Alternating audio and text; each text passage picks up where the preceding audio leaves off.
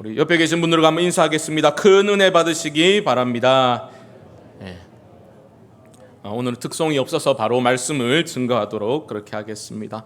우리는 계속해서 요한계시록에 기록된 7 교회를 향한 하나님의 음성을, 주님의 말씀을 듣고 있습니다. 오늘은 5번째 시간 4대 교회에게 주신 주님의 말씀을 함께 살펴보고자 합니다.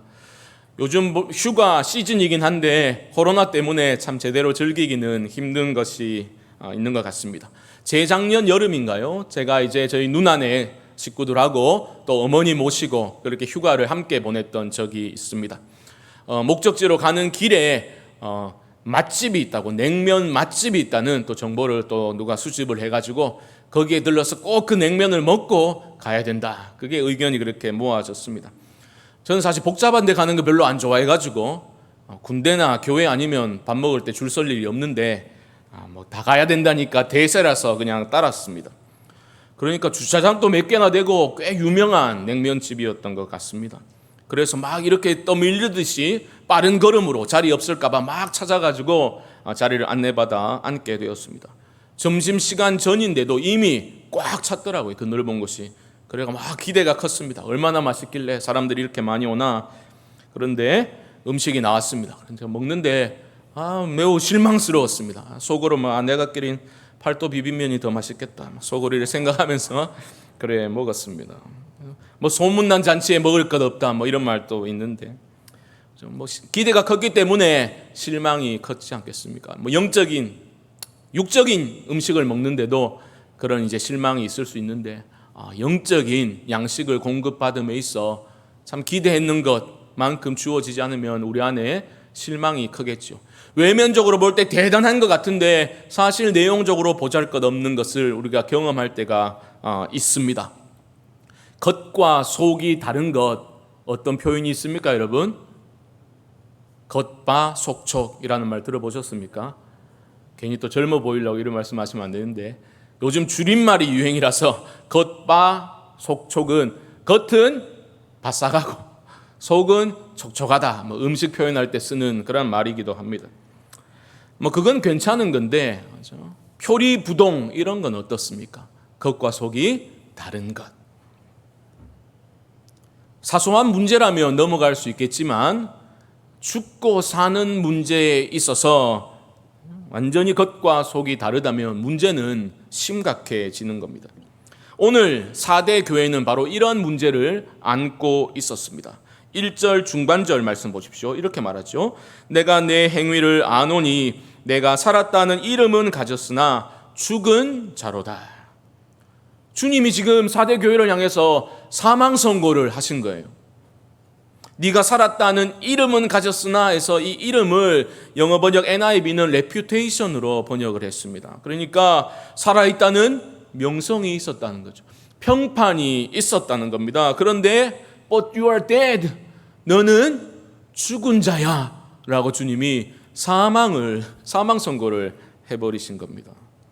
껍데기 목회자는 가라 이런 책 제목만 들어도 가슴이 철렁 내려앉는데 하물며 너는 죽은 자야 이런 말을 듣게 되면 여러분 기분이 어떻겠습니까? 도대체 4대 교회는 무슨 짓을 저질렀길래 주님으로부터 이런 가혹한 평가를 받고 있는 겁니까? 심각한 것은 우리 주님은 칭찬에 인색한 분이 아니라는 거죠. 그런데 4대 교회는 주님이 칭찬 없이 책망만 하셨던 교회입니다. 이건 심각한 문제입니다. 우리 주님은 늘 후한 점수를 주시잖아요. 우리에게 작고 보잘것없는 것을 귀하게 보시고 그렇죠? 그것을 우리 주님은 칭찬해 주시는 분 아닙니까? 그런 주님이 칭찬 없이 넌 죽은 자야 말씀하시니 얼마나 심각한 문제입니까? 그들의 영적인 문제는 주님이 명령하시는 그 명령어를 통해서 우리가 추측할 수 있습니다. 2절에 어떻게 시작되고 있습니까? 너는 일깨어라고 말합니다. 일깨어라는 표현을 잘 안 쓰는데 영어로는 wake up, 쉽게 말하면 뭡니까? 깨어나라. 주님의 명령입니다. 주님은 4대 교회를 향해서 깨어나라 라고 말씀하시는 거예요. 무슨 말입니까? 교회가 잠들어 있었다는 겁니다. 영적인 잠에 들어 있었다라는 겁니다. 깜빡 잠든 정도라면 주님이 넌 죽은 자야라고 말씀하셨을 리가 없겠지요.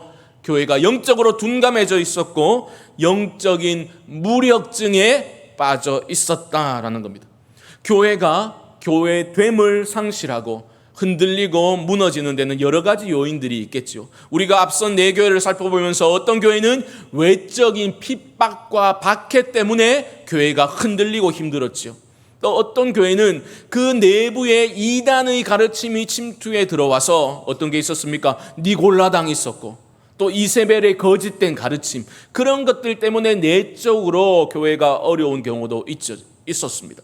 그런데 4대 교회를 향한 주님의 말씀을 보면 그들이 외적인 박해를 받았다거나 내적으로 어떤 이단적인 가르침이 있었다거나 이런 내용이 기록되어져 있지 않습니다. 어쩌면 4대 교회 성도들은 편안한 삶의 상황 가운데 빠져 있었다라는 거죠.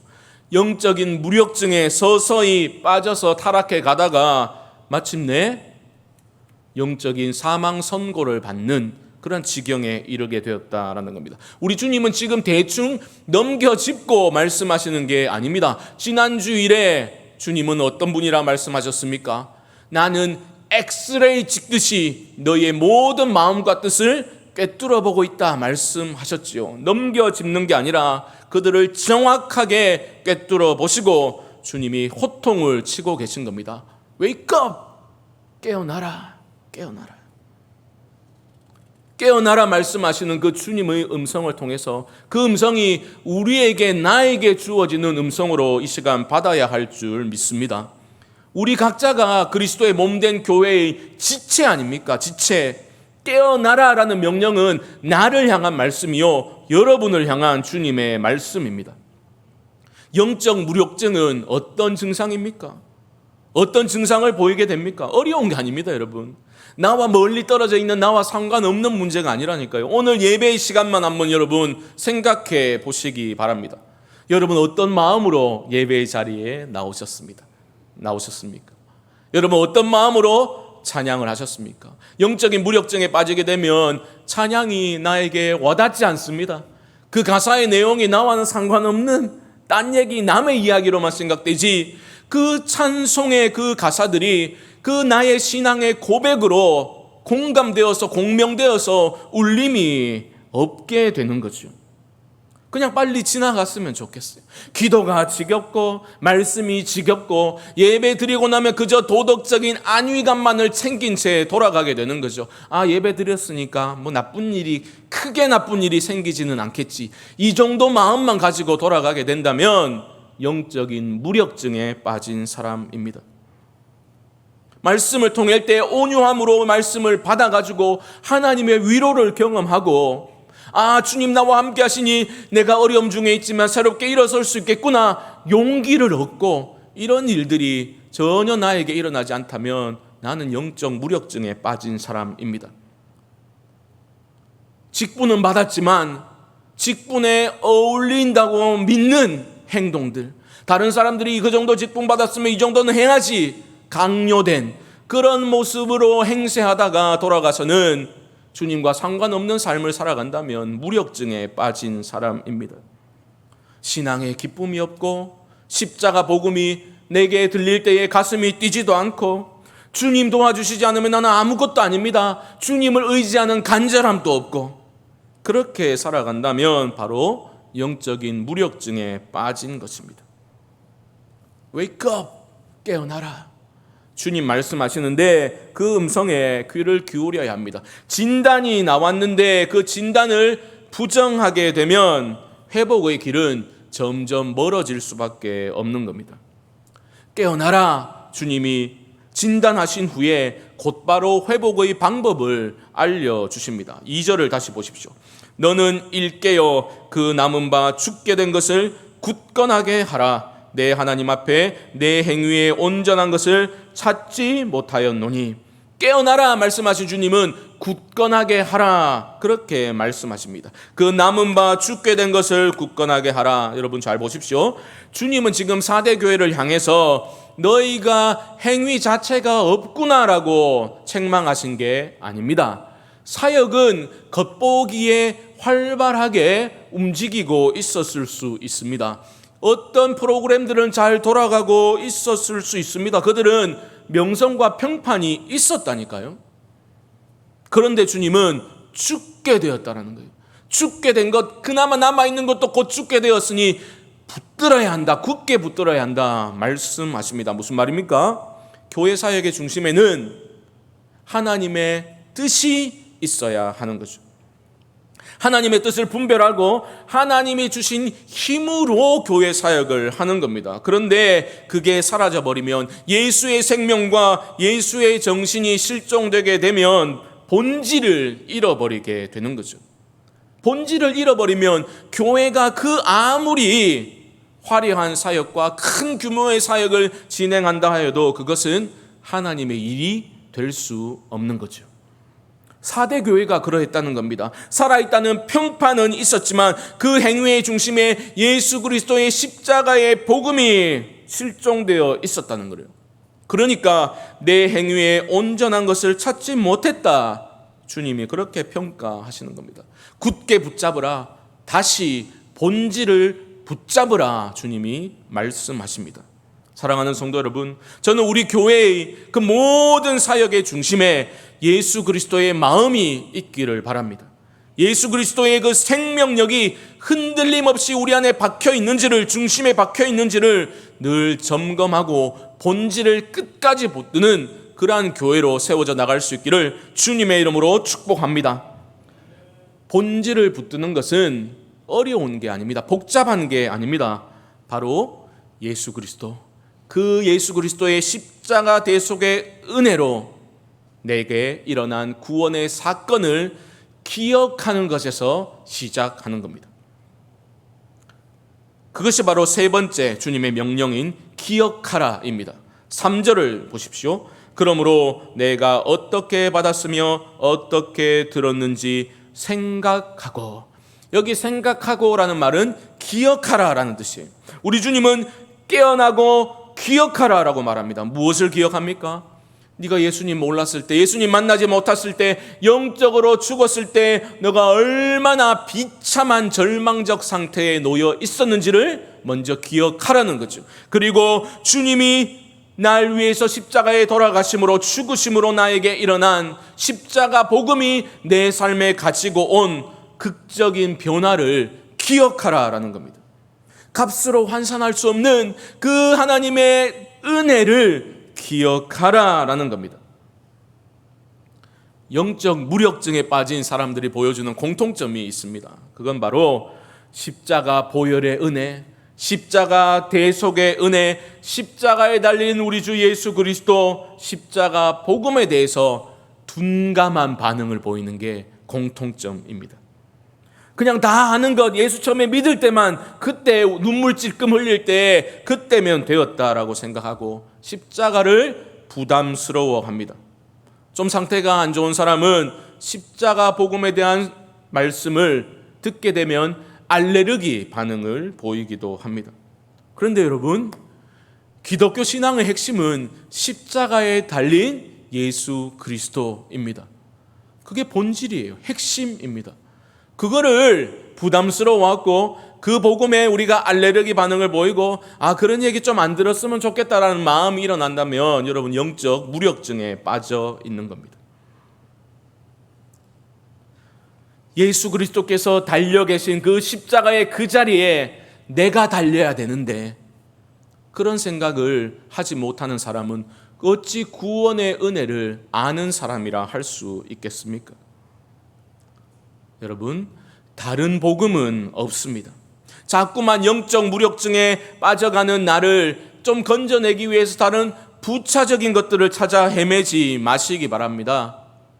영적 무력증의 요인을 자꾸 외부에서 찾으려고 들면 안 됩니다. 십자가로 돌아가십시오. 헛된 시도들을 다 멈추고서 십자가 그늘 아래 조용히 머물러 계셔 보시기 바랍니다. 그때 주님의 음성을 듣게 되실 겁니다. 네가 어떻게 받았으며 어떻게 들었는지 기억하라. 기억하라. 그 주님의 음성이 둔감해진 우리의 심령을 새롭게 깨울 수 있기를 주님의 이름으로 축복합니다. 모든 것은 하나님과의 관계에 달려 있는 거예요. 모든 것은 내가 우리 주님과 어떤 관계에 놓여 있는가, 여기에 다 달려 있는 겁니다. 네 번째와 다섯 번째 명령도 결국은 같은 명령이죠. 3절 중반절 보십시오. 이렇게 말씀하십니다.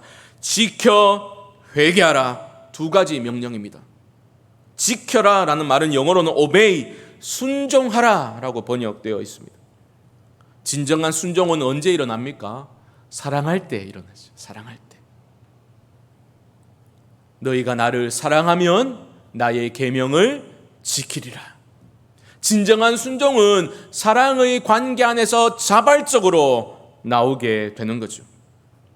저는 한없이 부족하지만 세월이 흘러가면서 이 순종이라는 단어가 얼마나 아름다운 단어인지 조금씩 깨달아가고 있습니다.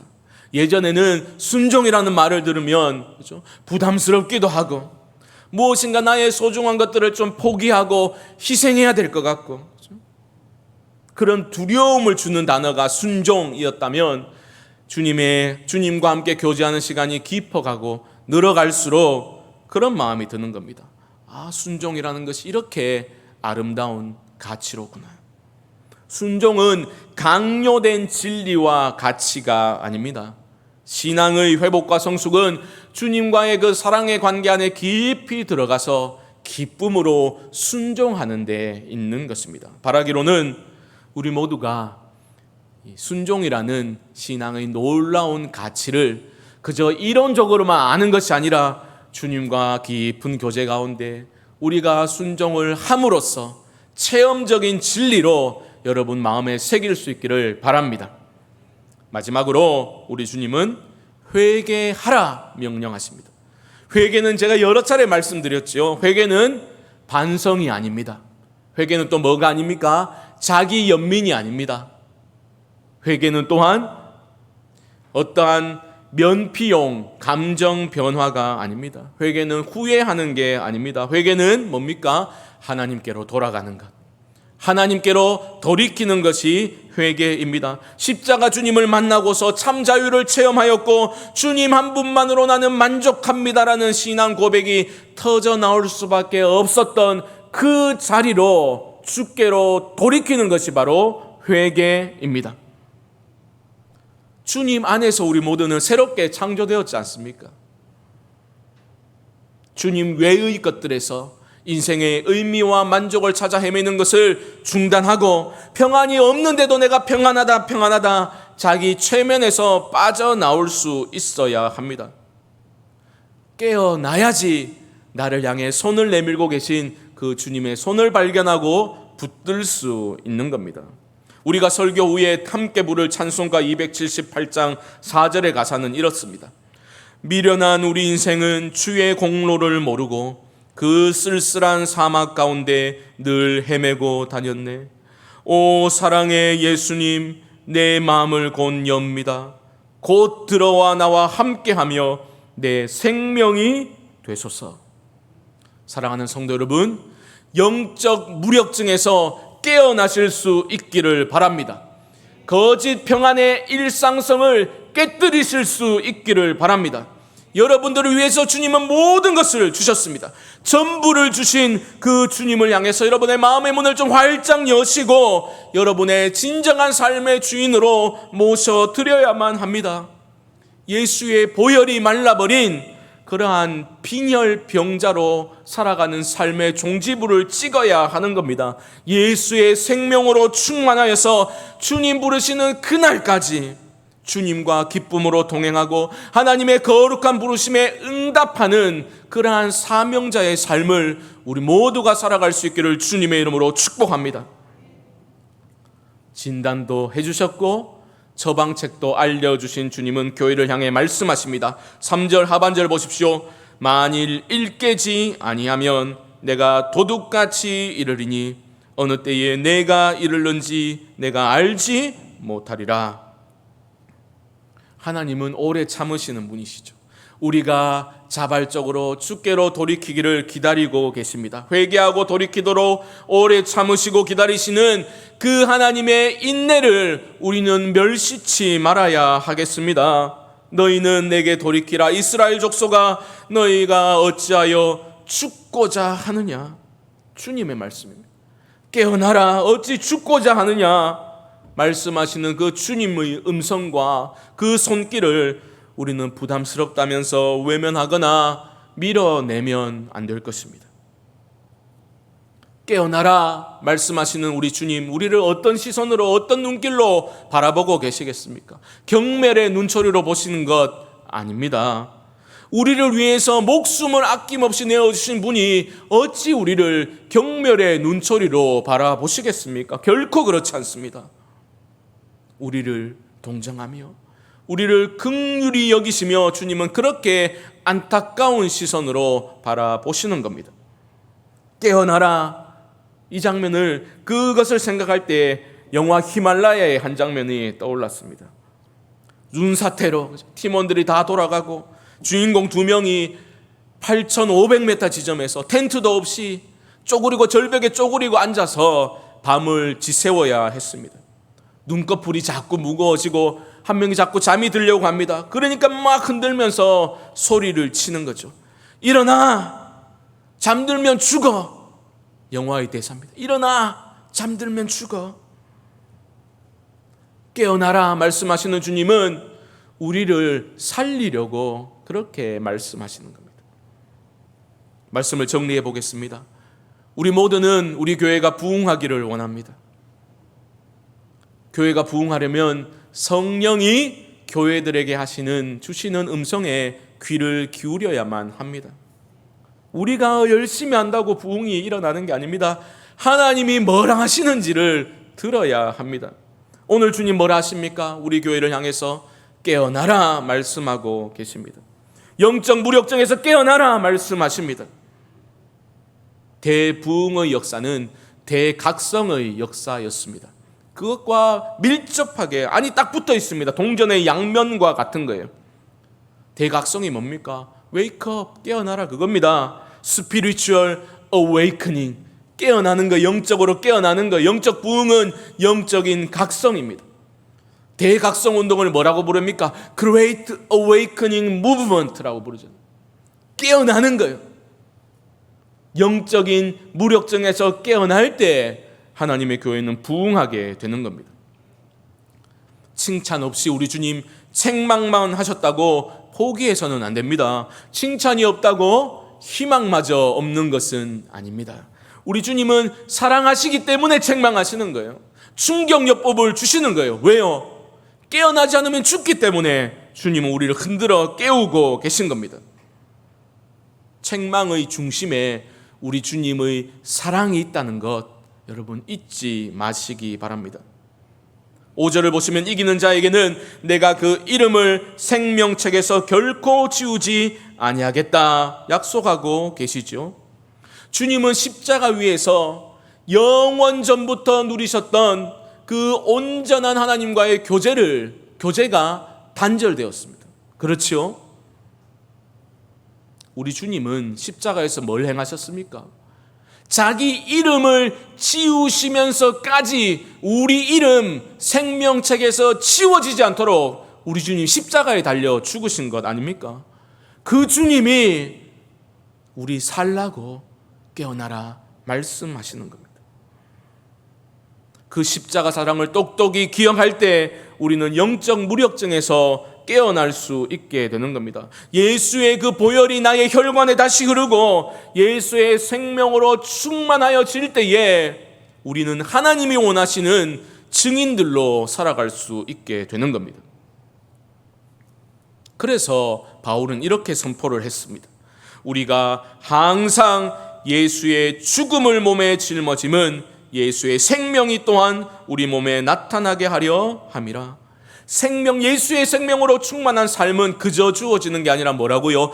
항상 예수의 죽음을 몸에 짊어지고 살아가는 삶입니다. 예수 그리스도의 십자가 구속의 은혜를 날마다 기억하는 사람에게 예수의 생명이 충만한 삶이 열리게 되는 것입니다. 살았다 하나 죽은 교회, 어떤 모습입니까? 예수의 이름으로 다양한 활동들이 있음에도 불구하고 십자가 복음을 살아내지 못하는 교회, 어느 순간 주님과 거리가 엄청나게 멀어져 버린 교회, 주님의 이름을 크게 부르면서도 결국은 자아 성취와 내 꿈을 이루기 위해 급급한 교회, 살았다 하나 죽은 교회입니다. 오늘 주님께서 우리에게 말씀하십니다. 깨어나라. 껍데기 신앙을 좀 벗어 던지고 본질을 굳게 붙들어라. 십자가 구원의 은혜를 기억해라. 십자가에서 내가 너에게 무엇을 행하였는지를 기억하라. 억지로 강요받아서 하는 신앙생활을 벗어버리고 벌받지 않기 위해 공포심에 사로잡혀 하는 신앙생활을 깨고 나와서 나의 사랑 안에 거하라. 사랑 안에서 참된 순종을 통해서 내가 부어지는 놀라운 은혜와 복을 누리며 살아가라. 주님이 우리에게 말씀하시는 겁니다.